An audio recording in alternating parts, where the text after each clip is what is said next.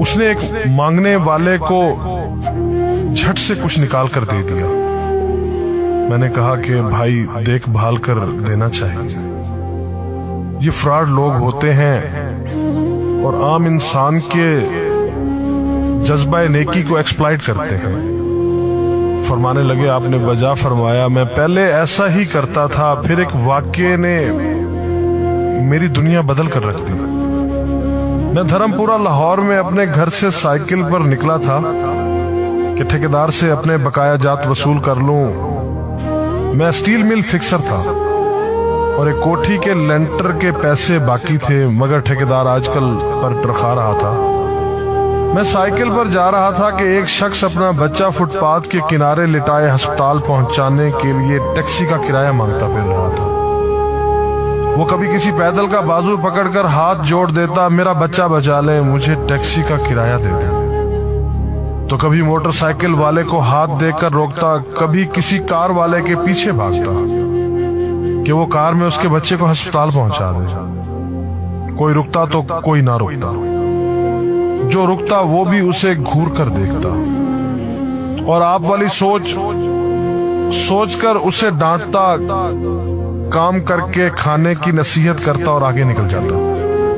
मैं जो cycle side पर रोक के एक पांव जमीन पर टेके उसका तमाशा देख रहा था, अचानक उसकी नजर मुझ पर भी पड़ी। उसने मेरी साइकिल का हैंडल पकड़ लिया। भाईजान, खुदा के लिए मेरे बच्चे की जिंदगी बचा ली, उसको सख्त बुखार है, आप नीचे उतर कर उसको देख तो लें, आपको यकीन आ जाएगा। आप देंगे तो शायद किसी और को भी एतबार आ जाए, मगर मैं भी आपकी तरह सोच रहा था। फिर जिस जारहाना अंदाज में उसने मेरी साइकिल का हैंडल पकड़ रखा था, लगता था कि इधर मैं साइकिल से उतरा और उधर वो साइकिल पकड़कर भाग जाएगा। मैंने भी उसे काम करके खाने की तलकीन की और पिछले जुमे में सुनी हुई हदीस उसको भी सुना दी।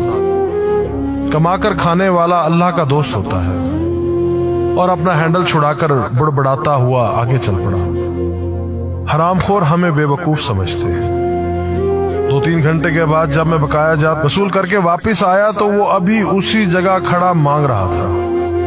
बच्चे को अब वो सड़क के पास ले आया था और उसके चेहरे से कपड़ा भी उठा रखा था। वो धाड़े मार मार कर रो रहा था। अब वो बच्चे के कफन दफन के लिए मांग रहा था। मैंने साइकिल को रोककर पांव से नीचे टेका और मैयत के चेहरे की तरफ देखा। फूल की तरह मासूम बच्चा जिंदगी की बाजी हार गया था। मेरे रोंगटे खड़े हो गए।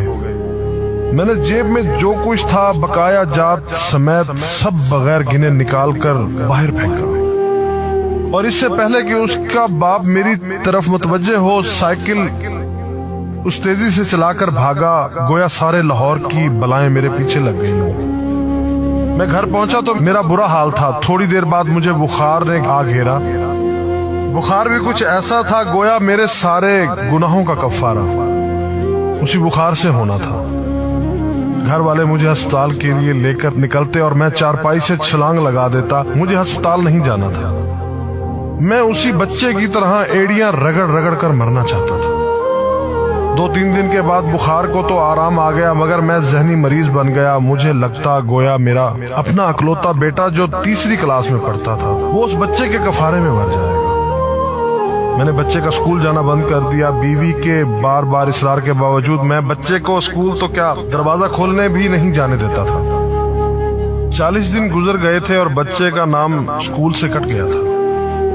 वाइफ ने अपने भाई से बात की जो दुबई की कंपनी में कैशियर था।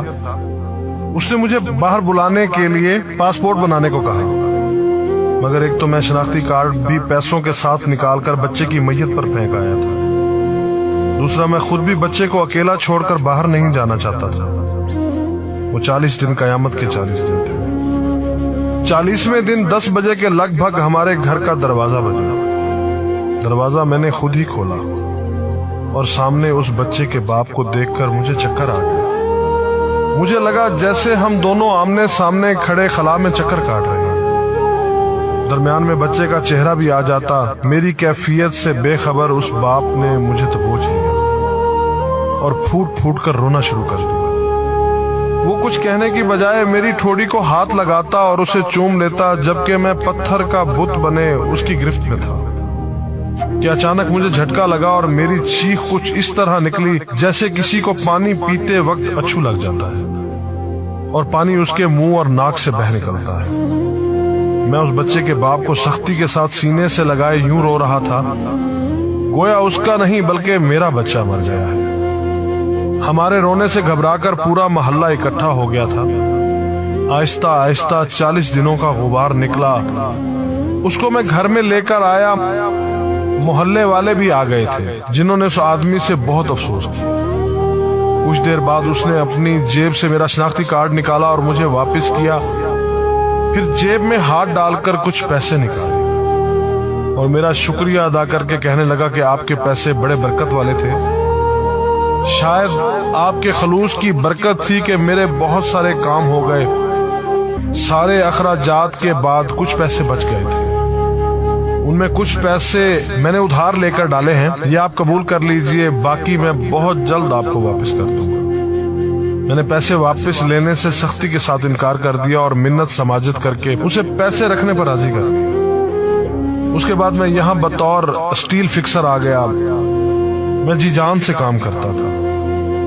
چند ماہ میں ترقی کر کے فورمین بن گیا۔ 3 سال بعد میں نے سالے کی مدد سے اپنی کمپنی بنا لی اور اس بچے کے والد کو بھی اپنی کمپنی میں بلا لیا۔ آج وہ میری کمپنی میں فورمین ہے۔ اس بچے کے بعد اللہ نے اس سے 2 بیٹوں اور 1 بیٹی سے نوازا ہے۔ میں اسے آپ سے ملواؤں گا، مگر اسے سائیکل والا قصہ مت بیان کیجیے۔ وہ آج تک نہیں پہچانا کہ میری سائیکل روک کر اس نے مجھ سے سوال کیا تھا۔ وہ مجھے ولی اللہ سمجھتا ہے جس نے اس بچے کی لاش دیکھ کر سب کچھ نکال کر دے دیا۔ قاری صاحب، اس دن کے بعد میں کسی کو خالی ہاتھ نہیں لوٹاتا۔ قاری صاحب، اس دن کے بعد میں کسی کا ہاتھ خالی نہیں لوٹاتا۔ تھوڑا سا دینے سے نہ وہ امیر ہوتا ہے اور نہ میں غریب ہوتا ہوں۔ بس دل کو تسلی ہوتی ہے کہ میں اس بچے کا خون بہا ادا کر رہا ہوں۔ رہ گئی لوٹنے کی بات تو قاری صاحب، ہمیں کون نہیں لوٹتا؟ جوتے والا ہمیں لوٹتا ہے، کپڑے والا ہمیں لوٹتا ہے، سبزی اور گوشت والا ہم کو لوٹتا ہے۔ اتنا لوٹنے کے بعد اگر کوئی ہمیں اللہ کے نام پر لوٹ لے تو شاید حشر میں ہماری نجات کا سامان ہو جائے کہ یہ بندہ میری خاطر میرے نام پہ لوٹتا رہا ہے۔